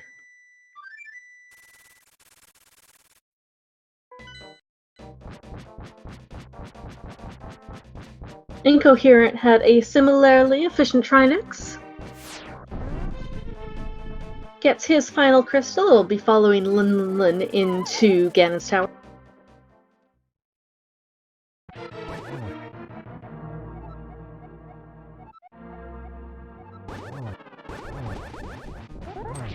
Ganon getting kind of confused about which part in the timeline he's in.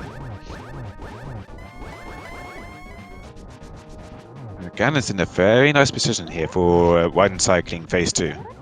Yep, Linlinlin can get double sword hits while he's standing in the corner there. And he is in phase 3. Will our Ganon warps be kind?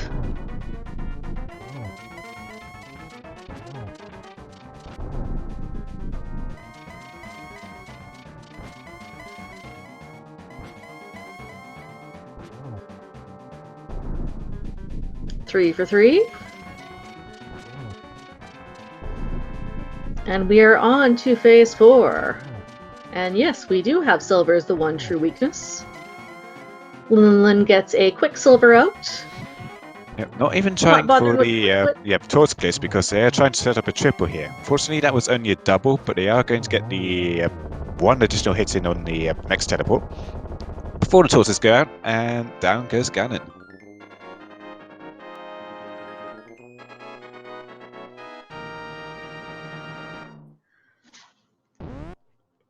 Linlinlin crosses the bridge and finishes in first place with an official SRL time of 1 hour, 34 minutes, and 28 seconds. Get your GGs in chat.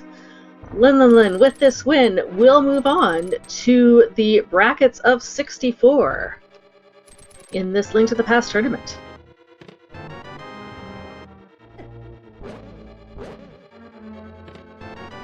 A fantastic race. I mean, really fantastic execution. Looks like we're going to have the interview delayed a little bit further by Linlinlin. They do want to interview, but they are going to be interviewing on SG, on the other SG French channel first. So we'll be seeing them shortly. So for now, we get to enjoy Incoherent's climb up the gauntlet.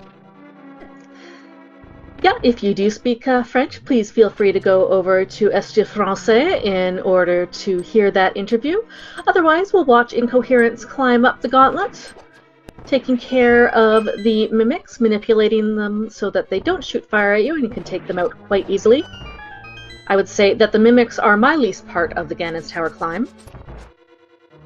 My last few attempts at speaking French have been trying to pronounce the name of our French channel and absolutely butchering the name, so I'm not even trying tonight. That's alright, I have 8 years of elementary French to take care of it for you. I did German at school, and I've forgotten it all since because I've never been to Germany, so quite wasted. I just practiced with the French on the cereal boxes. Incoherent into Gauntlet 1. Taking care of that room nice and easily. On to the Red Stealthos in Gauntlet 2.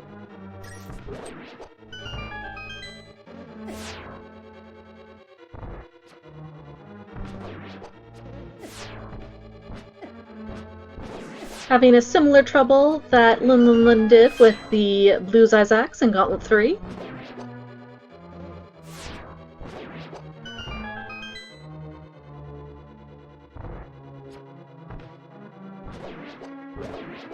And unfortunately just missed that silver arrow in Gauntlet 4, or Gauntlet 5. And yeah, this is one of the last group stage matches. I believe there are still 6 more matches to determine the last entrances to the bracket stage. And much later tonight on the main Speed Gaming channel at 10:50 p.m. Eastern, there will be Game 1 of one of those matches, Frostbite 3030 versus JP.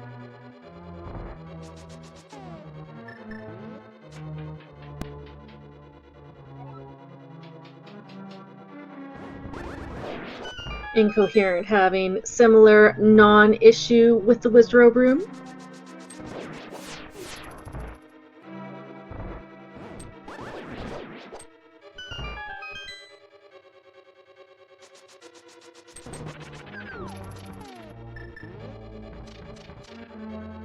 Yeah, the JP and Frostbite match will be 10:50 p.m. Eastern. So late match, 10:50 p.m. Eastern, which would be 7:50 p.m. Pacific, and I believe close to 7 a.m. in Central European time. Sorry, 7 a.m. For GMT, my time zone, that would actually be at 10 to 4 in the morning, and I'm only getting up at 10 to 4 in the morning if my cats are waking me up for attention. So, fortunately, I am going to miss that race.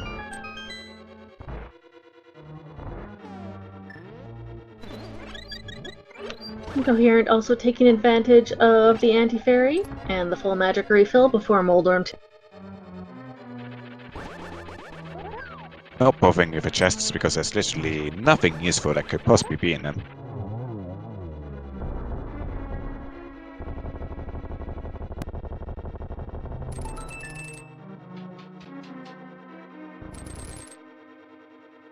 And skips the Moldorm 2 chest as well. There's really no need to check it. At this point, he knows that Linlinlin has finished and he is unfortunately going to be out of the tournament. So he's just looking to finish this off as quickly as he can and see how he could have improved it later, most likely.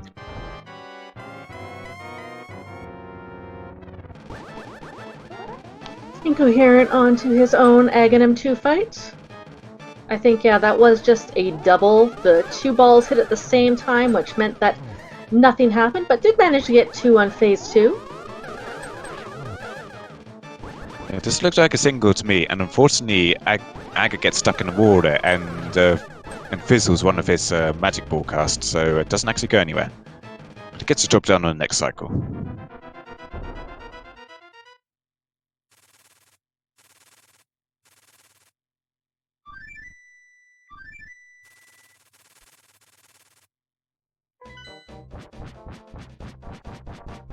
We'll see the same Ganon fight from Incoherent that we saw from Linlinlin.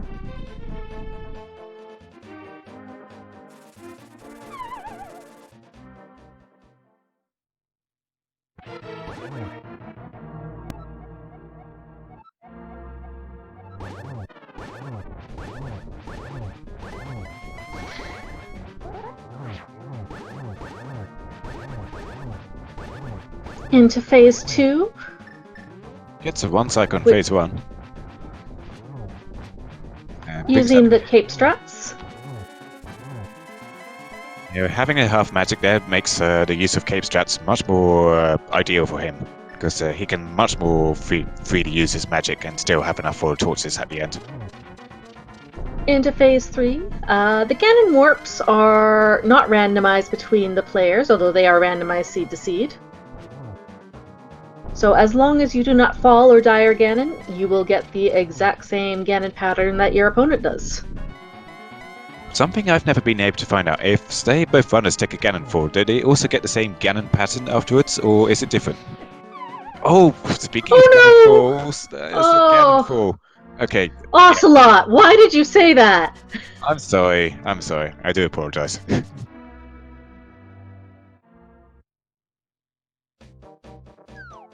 Hang on, you did bring up the falls first, to be fair. I did. I'm sorry. Incoherent grabbing that useful fairy from the tree. If you don't have boots and you're in your Ganon fight and you'd like that fairy, Quake also works to knock it out of the tree.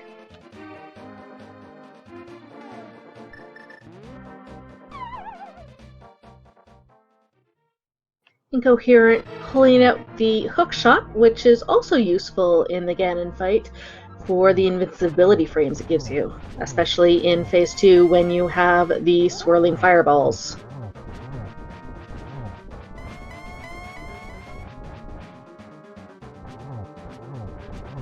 Yeah, being down to half his magic now means he doesn't want to use the cape strats anymore, to use the hook shot instead of the iframes. Not sure if that was enough hits to 1 cycle phase 2 again. Okay, it was, yeah, good. Ooh, down to low health though.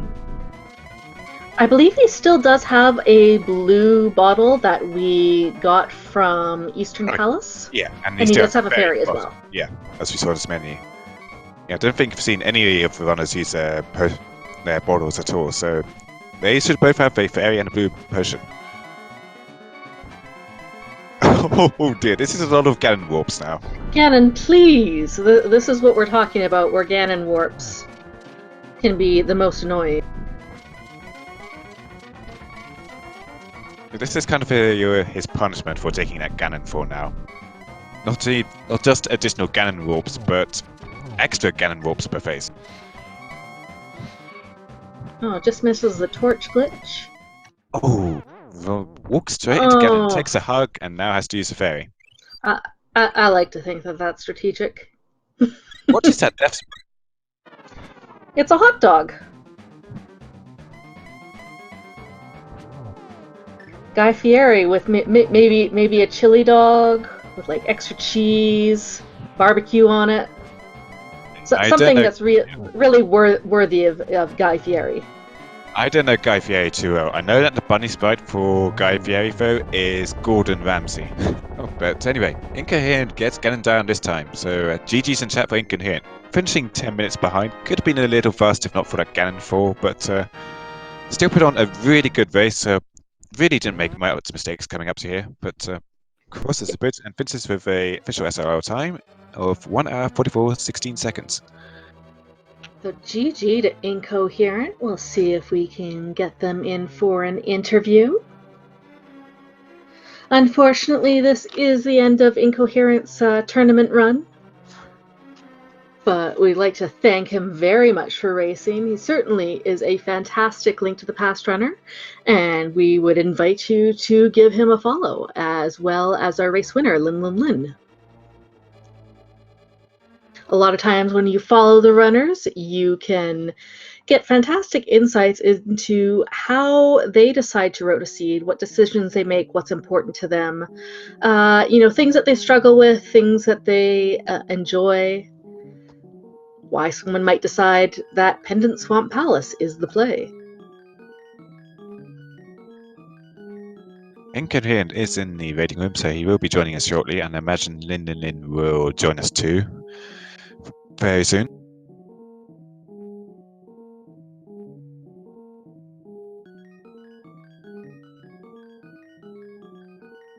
And we are joined by Incoherent. GG's, thank you for racing. Congratulations on finishing the seed. I'm sure the Ganon fall was frustrating. I haven't had a Ganon fight that bad in months, but in my defense, I already knew I'd lost, so whatever. Well, thank you for finishing out. We got to demonstrate the great way that Ganon RNG works. What about your thoughts on this seed? You were the first to get that flute. Yeah, I saw some discussion earlier. I was watching the stream as I was waiting for the stream to delay. That Lynn didn't get the flute until late, which didn't really end up mattering. Like, there weren't a lot of decisions to be made in this seed, honestly. I was just sort of following the logic around, and by the time I had Ice Palace left, Ice Palace was the play, and then Swamp Palace was the play, and that was it. Yeah, I can't think of anything else that you could have done other than maybe finish off Desert, but at that point, what would have been the point? It was Swamp Palace or Desert, and Swamp Palace is, with its 8 items, was absolutely the play. Yeah, I was debating when I saw the Fire Rod. Do I leave if there's nothing else here? Do I do left side? What's the play there? And then Argus dropped the cane. I'm like, okay, well, now we're out of here. And we are also joined by our race winner, Linlinlin. GG and congratulations. GG's. GG was kind of a hard. I mean, this seed was kind of weird. Like, I kind of knew the play was Ice Palace after getting what was that? Gumbos. I mean, we were very low on like resources. Like, we didn't have any bottles. We had only one sword.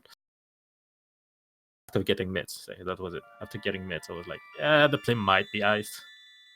And then I check Bonk Rocks and find a mirror. I'm like, let's do the mountain first. because I really didn't want to go to ice at that point. Yeah, no, I didn't want to go to ice with that equipment. And honestly, if you get the hook shot and you go, I don't want to do pendant swamp. I want to do everything else. That was after I did a mountain first, right? So I was like, I have the hook shot now. I actually want to go to swamp. That was actually the opposite for me. I went straight to swamp. I was flute for go mode. Because I didn't do another trip to the Dark World for getting the mirror. I was just like, but after getting the fire rod and the cane, I knew, like, since I got the lamp on Death Mountain, I was like, hey, I actually have a few spots left for that flute, so let's just check everything from swamp and go towards north until I find it. Yeah, there really wasn't too many decisions to be made. It was more, what you decided to break or not. Both of you avoided the early Eastern Sahasrahla play, which turned out to be fine in the end, since it didn't really give us any useful information. Somewhat surprising at Map Compass Seed is that we got all our pendant and crystal information quite early. Yeah, they didn't even have to talk to Sahasrahla. I already knew. I was like, okay. One thing I probably should have done was I probably should have taken that money at the race game and not just sort of been poor for the first hour. Oh, I did. I actually did. I was like, oh, there's 300. I kind of want them. and I grabbed the 300. Linlinlin then also grinded up the extra 60 rupees for Zora from the Ice Rod Cave area. When after I got the flippers from Immortal, I figured I needed to check Zora, but yeah, I couldn't. I mean, you don't want to gamble that you're gonna find money in the waterfall. There was 100. That kind of felt bad, but at the same time, you're like, can't really gamble that there's gonna be money here.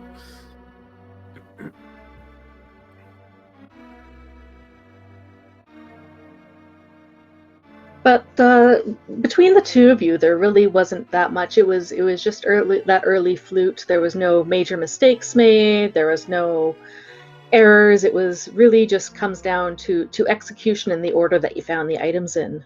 It could have gone either way up until if Linlinlin had found that flute early. I guess, but I don't know. Like,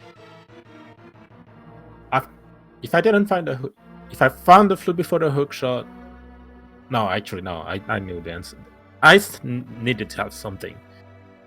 I think, like, the game gave you like that bombos and the flippers very early, and you're like, kinda need to go, but with green mail, 9 hearts, no bubble, you're like, I don't want to go.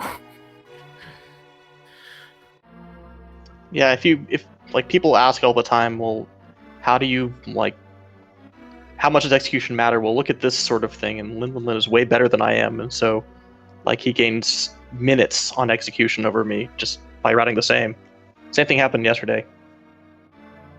One thing that I'm looking for just here is, as your stats roll up, I took a look at Linlinlin's menu time, which was 2:15, so I'm just going to wait for yours to scroll up on screen here. One thing we did notice is that Linlinlin has incredibly fast menuing, even when the menu is sparse, and the direction you have to go to get certain items is not entirely intuitive. Yeah, 2:15 versus 3:30, so I mean, that's a full minute and 15 seconds just of the menu.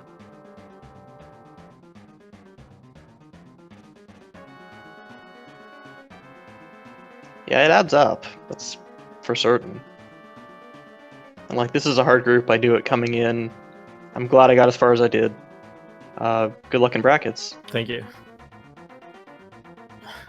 And with that, we'd like to remind both of you to once again give both of these runners a follow. You can follow Linlinlin as he progresses into the brackets, which will likely be starting after the holiday season, starting in the new year. And follow Incoherent. I'm sure that you're going to be not giving up on the pass, giving lots of other races, one-offs, daily races, SRLs.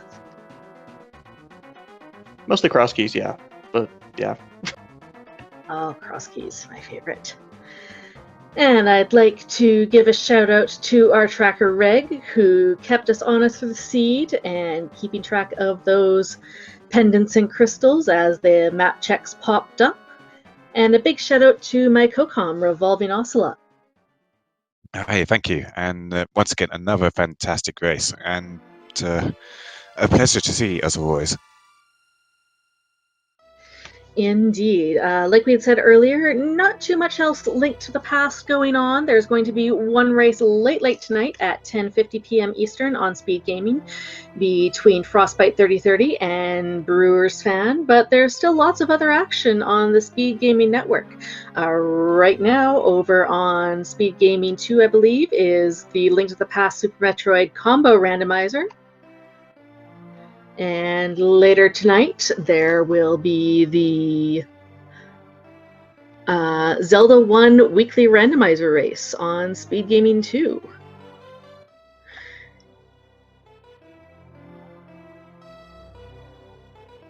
So be sure to follow both Speed Gaming and Speed Gaming 2 through 6, as well as ALTTPR Randomizer and ALTTPR Randomizer 2 through 5. Groups may be wrapping up, but Challenge Cup races are getting broadcast, as well as brackets as soon as they start up. And for our tracker Reg and my co-com Revolving Ocelot, I am Mind of Me. Everyone, hope you have a fantastic day. Goodbye.